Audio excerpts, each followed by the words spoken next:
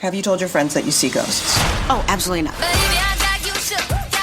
Gina Rodriguez returns in Not Dead Yet. I'm back, baby! Who is up? Oh, she's the obituary writer. And Brad Garrett joins the brilliant ensemble cast. Titan, Maverick, Titan of all Mavericks. These are all words used to describe me. Not Dead Yet. Season premiere. Tonight, 8:30, 7:30 Central on ABC. And stream on Hulu.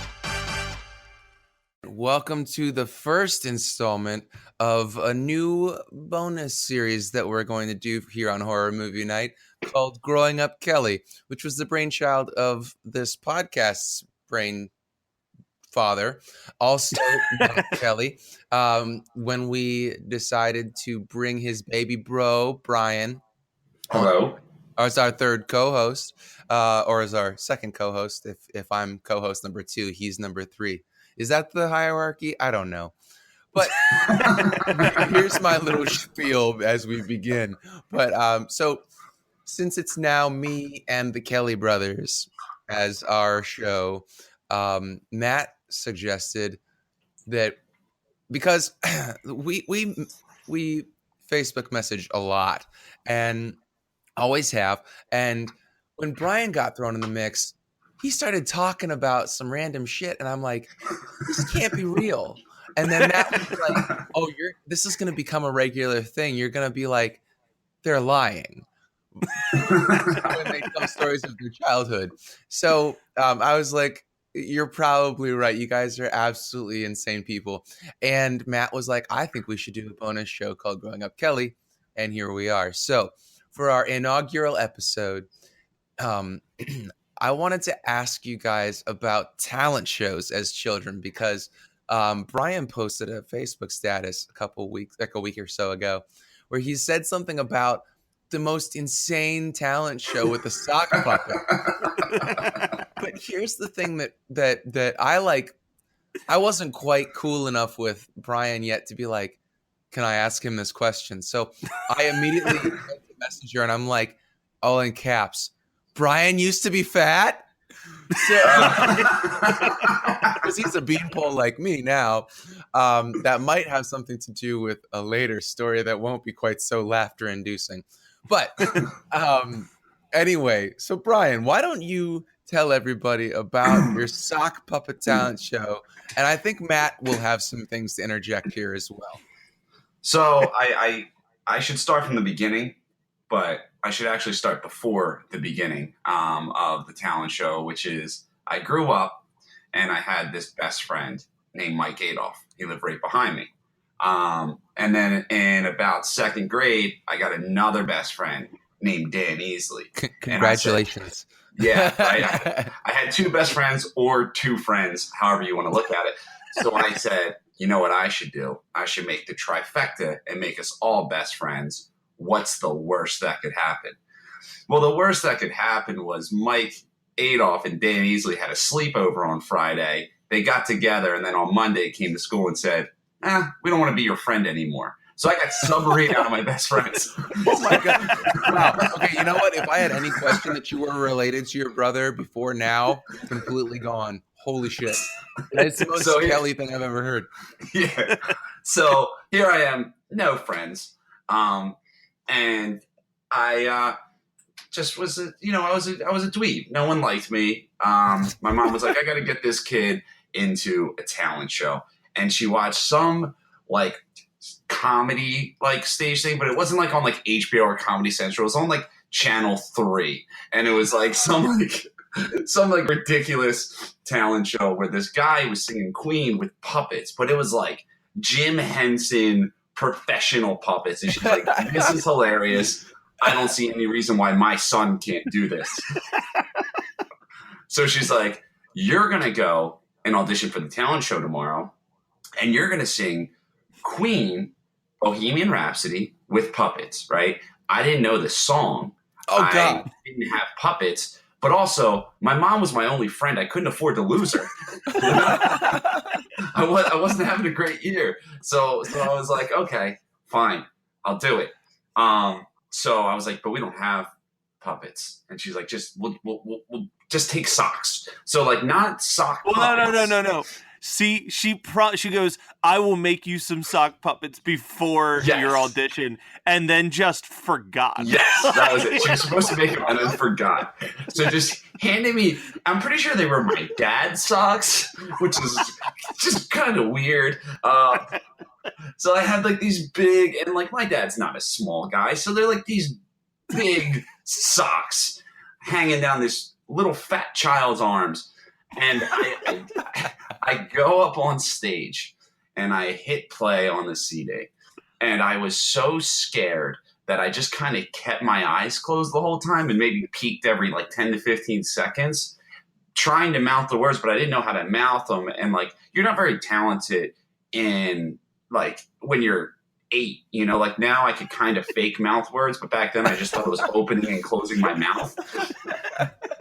And then once in a while, like off key, like a second or two too late, I would just raise my hands to show these big socks on them, trying to make mouthing movements with them. So the show ends, the song ends. It's just crickets. And then my little sister's eyes start to well up, and she starts crying because she was in first grade, and she realizes, oh, this is going to be bad for him, and therefore bad for me. Yeah. So I just waddle my fat ass off stage. These 2 bullies come up to me that have been bullying me since first grade, and I'm like, oh shit! And they just come up and they're like, hey man, that was tough, but it wasn't too bad, you know, like just trying to comfort me. Yeah, so it was like the worst experience of my life, and the only good thing I thought I got out of it was like, oh, now I have friends. But no, the next day the bullies were right back to work, making my life a living hell for the next 4 years. Wow. You know what? I thought that you were going to say, like, at least I kept my mom as my best friend. But no, she forgot about me too. No, I think she's still my best friend. She does not live that story down, though, because it gets brought up. My sister Julie brings up that story any chance she can, because she's like, all I remember was feeling so sad because he would just open up his eyes and then close them real tight. But it was like, it wasn't just like his eyes were closed. She said it was like he was trying to just vanish. Like if he squeezed his eyes hard enough, he would disappear. Yeah. And like this story really makes me like, there's one thing I question about, you know, being in AA, and it's, they say, you know, like, oh, an alcoholic, there's no reason that he drinks. He just likes the effects produced by alcohol. But I think this is a big reason why, like, I started using drugs. Well, man. And like, so Brian has coined this phrase about our mom where he says our mom is the greatest trier that's ever existed. So like she signed me up for the talent show twice. And the one time was she was at a PTA meeting and the principal was like, I have this idea for a skit. I think it'll be really funny. So like if any of your kids are interested, like have them sign up. So my mom's like, oh, that sounds great. Let me sign Matt up for it. So I get to the practice. We had to meet over winter break like 3 times. So my winter break involved practice for this skit. And it was me and all of the kids who were forced into doing the skit via detention. So I was the only person who like genuinely signed up for it. And the idea was that he was going to lip sing the song Calendar Girl, and each one of us would come out dressed in drag for a different month. What? Oh, man. And I'm like in 4th grade. So I was Halloween, so I came out dressed as a witch. But like, you might be thinking, I don't know this song. If you've seen Deadpool, you know this song. They're like, I love my little calendar girl. It's like, it was bizarre. And I don't realize it wasn't until like maybe 2 years ago when Deadpool came out and I was listening to the soundtrack and telling that story to someone. She was like, so you dress like a woman for your elementary school principal? And I was like, oh yeah, that's kind of fucking weird. Yeah. As soon as you told me that, like my like pedo spidey sense just like tingled. But then the other idea, and Brian can attest to how bad of an idea this was that the other idea was, hey, Matt, you should just go up there and tell jokes. Oh, geez, Oh man, that is a terrible idea. Yeah. So I'm just standing up there and I've just got cue cards and my mom wrote the jokes. Every joke was a why did the chicken cross the road joke. It was 20 why did the chicken cross the road. Why did the chicken cross the playground to get to the other slide? Yeah, and it's like, why the chicken cross the ocean to get to the other tide. Yeah. Like, It's so bad. Wow. And like the fourth, like mom was just trying to help, you know, and because me and my brother were very lonely children. But like what she doesn't understand is, I forget who said, there's some quote where this guy said, I'm not afraid of hell because I can get used to anything after 21 days. And like, that was my life. Like after like a month or two, like I was okay with playing with my Gooey Louie by myself in my room. I didn't need to go out and make friends or embarrass myself in front of an entire school. And it's so unfortunate because that is my mom. It's like, oh, my son doesn't have friends, so I'm going to do this to help him make friends. And it's just like, no, you just put a fucking target on my back. Thanks, Mom. And that was my life up until drugs. well, so Yesterday, the you're flip like, side. that has been my life until yesterday. I finally got my way out of my mom's grasp. Which, like, I think it's important to stress, there is nobody in this world that I think is a better human being than Donna Kelly. Absolutely. She is such a good, like, genuinely good-hearted, like, will just she's let so many borderline strangers live in her house because they didn't have a place to stay. Like, she is a genuine saint. But as Brian said, tries so hard for her kids, and it usually like backfires. This will be a future episode, but Brian and I have a nickname for her as well, which is Dr. D. She always has these home remedies to fix things, and they always just make the situation far worse. And like at 20, I'm about to be 28, and I still she's such a sweet girl that like her terrible attempts at things, like I just allow to happen. So I have this weird thing where I have to use every gift that she gets me.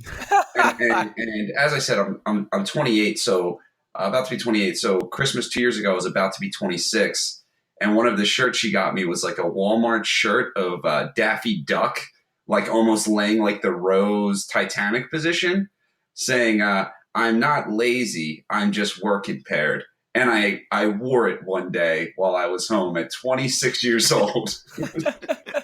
just to be like, hey, thanks for the gift, Mom.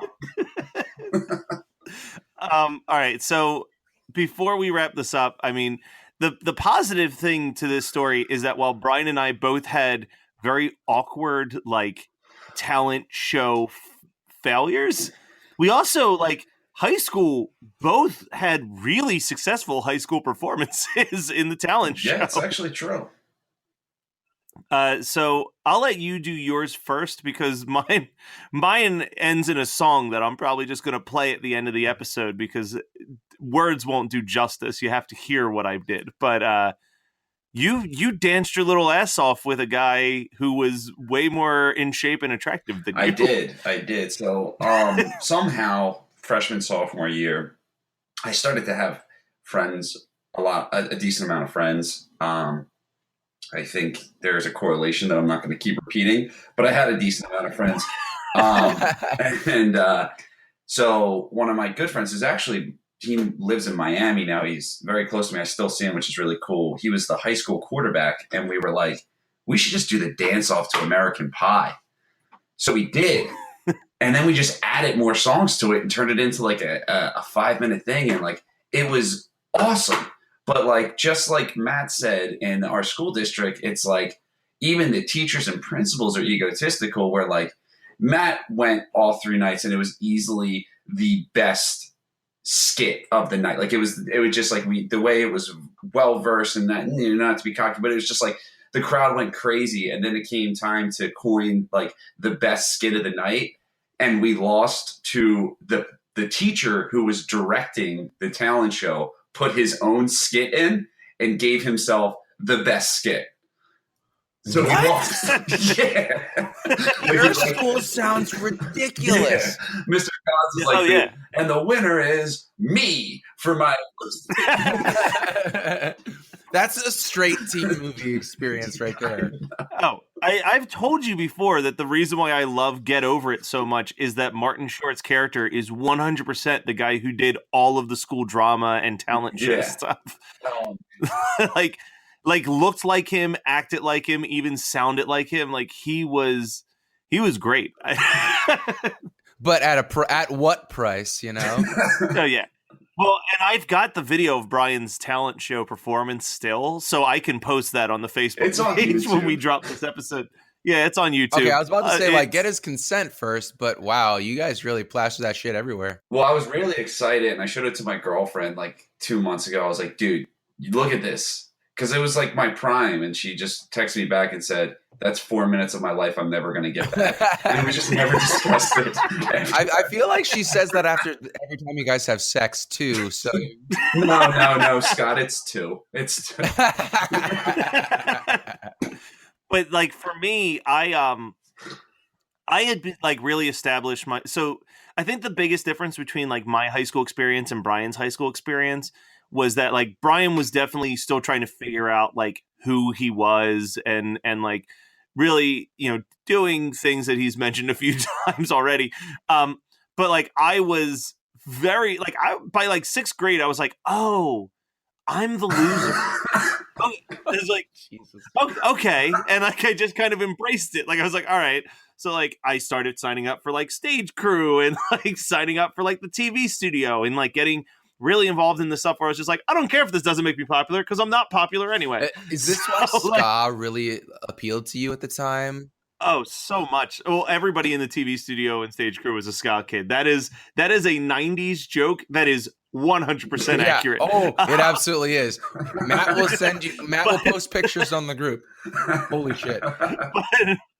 But I signed up for the talent show to mostly do stage crew, but I had written a rap song the year prior for my science class that was like, oh no, it's this. It was like weirdly popular. Yeah, like it was weirdly popular in the school. And it was a rap song to My Name Is by Eminem, but it was all about chemistry stuff. And people fucking really liked the song. Like, and it wasn't like ironically liked, like people really enjoyed the song. So I was like, okay, well, let me do the stage crew. Like let me sign up and do that for the talent show. And that was like the only thing that I was planning to do was I was going to do this rap song and get off the stage. And he's like, well, you can't just be out there rapping. Like there needs to be something. So unfortunately, I can't find a video of the actual talent show performance, which sucks. But like, we had a kid who could break dance. So like he was dressed in a lab coat, like break dancing. And then we had another kid who was just like my hype man, who was all like the three of us were dressed in like these long ass lab coats with like black rimmed glasses with tape on the front of it. And like so I'm in the middle rapping and the one kid's breakdancing, the other kid's just like doing the Flavor Flav like hype man where he's like repeating like the last line of each verse. Just white suburbia. And then ridiculously 90s white kid. But like the entire like everybody in the talent show was like, I want to be a part of the skit. Like it was like everyone could tell that this was going to be a thing people left the variety show remembering because the song was like hyper catchy. So everybody in their spare time built costumes of like different periodic tables and like Bunsen burners and all this stuff. So the stage was literally filled with like 40 people dressed as the periodic table and all this science shit, just kind of like standing in the back. And the vision that I had for it was when Eminem performed Real Slim Shady on MTV, and it was just him and like a giant group of dudes in white t-shirts with blonde hair. Like it was like they're just filling up the stage. Like they're not even like doing a dance or anything. They're just there. So like that was what we did. And the guy who directed it, directed the variety show, fucking hated it. Like it was so clearly going to be the favorite skit, and it won every best award except for the one that he determined. So it won like the People's Choice Awards, and it won like the variety show participant award. But like his like best skit award went to like his nephew or something. Also him. But the cool thing about that like kind of led to the closest thing to high school popularity that I ever had was not the rap skit, but there was a group of kids who were trying to do a crocodile hunter skit. Like it was like Crocodile Hunter. God damn, this is so dated. I love it. Yeah, they were doing like Crocodile Hunter walking through Sun Valley and like pointing out all like the crazy people that are in Sun Valley, and the skit was like not working. And like this one girl who was in the skit came up to me and she was like, "Hey, like I know that you're pretty funny and that you're like a good writer. Can you like rewrite our skit for us?" And I was like, "Sure." So like I sat down and I like rewrote this whole skit, and I almost feel bad because the kid who was doing the skit could not do a Crocodile Hunter. Like he could not do an Australian accent to save his fucking life. So like I show up the next day with this new script. And I'm sitting down and I'm like walking them through like how to do it. And as I'm like explaining to this kid, like, all right, so you got to be like, "Crikey, I can't believe that's blah, blah, blah." And I'm like doing like the accent. And like midway through us, like me showing them the script, they were just like, "Hey, how about you just be the Crocodile Hunter?" And they just fired the kid who was like, came up with the idea of the skit. And like, "You're just going to play a random student in the background." I love how it's such serious business that you're like, they fired him. Yeah. He's getting paid. Yeah. And I really want to know if that is word for word what she said. Because that just seems like, "Hey, listen, I know you're super funny and a great writer and have the biggest dick on this side of the Mississippi. Did you say this?" Listen back. She said, "You're fairly funny and you're a writer." Like Did you? I'm not inflating my ego. "Hey, Matt, you're the coolest, funniest kid in school."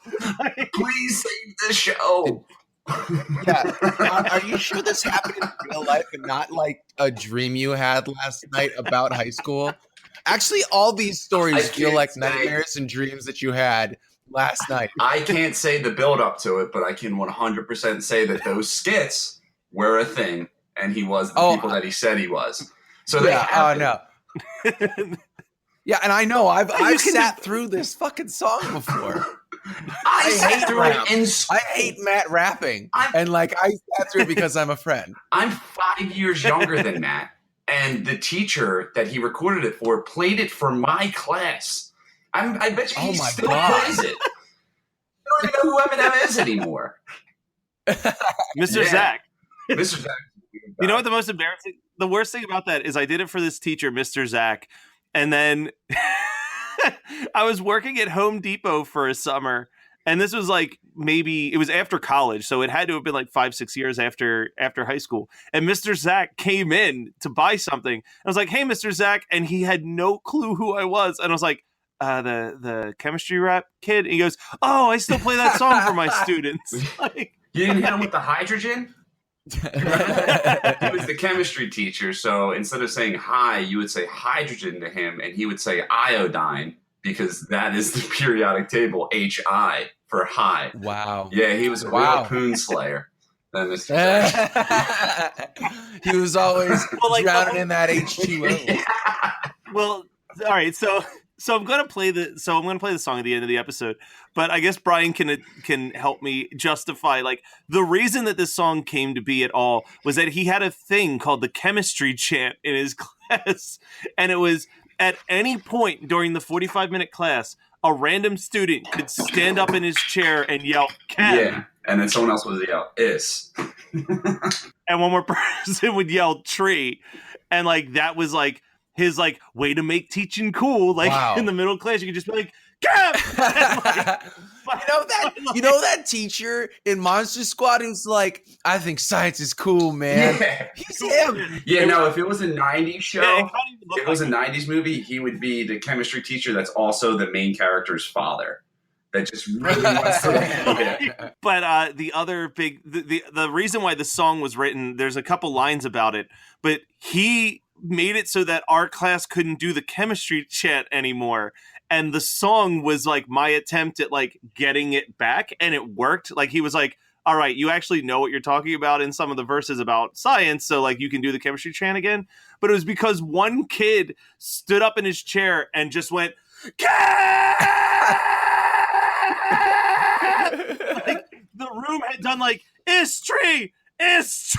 Like he just held the chem for like a solid minute, and like someone popped in the room, was like, "Is everything okay?" And he was so embarrassed by it that he was like, "We can't do the chemistry chant in this class anymore. I'm taking it." The best part about this is that someone's gonna pop into your room in a minute here and be like, "Is everything okay?" Yeah. All right, well, that's I think that's a good ending point for episode 1 of Growing Up Kelly. hmnpodcast@gmail.com. If you've got any questions that you'd like to have me and Brian dig deeper into, send us some emails and let us know. Hey, what's the story with this? I mean, we definitely can talk about Dr. D for a good 20. I think that what's going to happen, though, is that a bunch of these people are going to come out of the woodwork, and I'm not saying that they're going to be me with alt email accounts, but, like, I've got a lot of fucking questions, and I'm probably going to ask them all myself. 60 years has been leading up to this craziness. Ha! This class is chemistry. Ha! This class is chemistry. Ha! This class is chemistry. Ha! This class is chemistry. Hi kids, do you like science? Can you tell me the difference between homo and heterozygous? You gonna copy me and do what I did? Okay. I poured acid into a beaker till it exploded. My grades deflate cause I can't create a graph to show the rising temperatures of false fate. And Mr. Zach said, I don't know why I started. The chemistry cheer, this year I will depart it. You see it goes this way. One day, Mr. Zach, he took the chemistry chant away. No more. I won't say who did, but one kid yelled the word chem for over a minute. I threw my head back and laughed when Zach came back. Chemistry chant could no longer do that. Nope. Zach said we won't do the cheer no more, dog. But then he gave it back after winter break off. Ha! This class is chemistry. Ha! This class is chemistry. Ha! This class is chemistry. Ha! This class is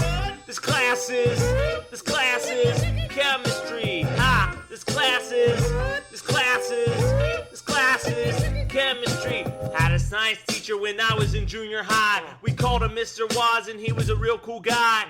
Although now that I think about it, I think he lied, but I got straight A's, so I really didn't mind. In the science club, I had a lab to make up. I burnt a hole through the table, it went right through a glass cup. Wound up in detention, it was almost a suspension. I got the teacher's attention as he yelled at me and my friends. 99% of my lab results aren't true. I just write down what my lab partner tells me to. I used a Bunsen burner to inflame a candy wrapper, but the teacher thought it was Heather and came and yelled at her. The classroom blew up and kicked on the ceiling fans. Everybody wash your hands, safety first, understand? And when I was done telling that story to Zach, he said, okay, it's 12th grade now. Try not to do that. Ha! This class is chemistry. Ha! This class is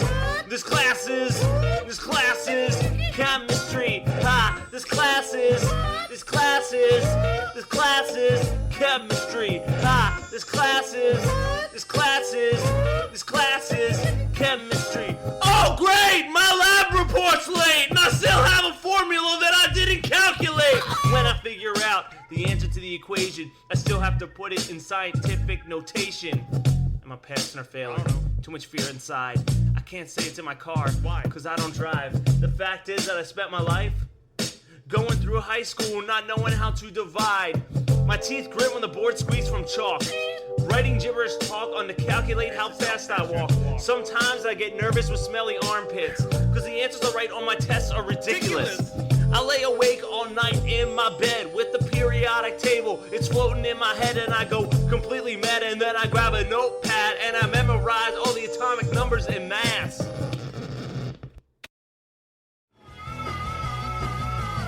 You're listening to the Geekscape Network.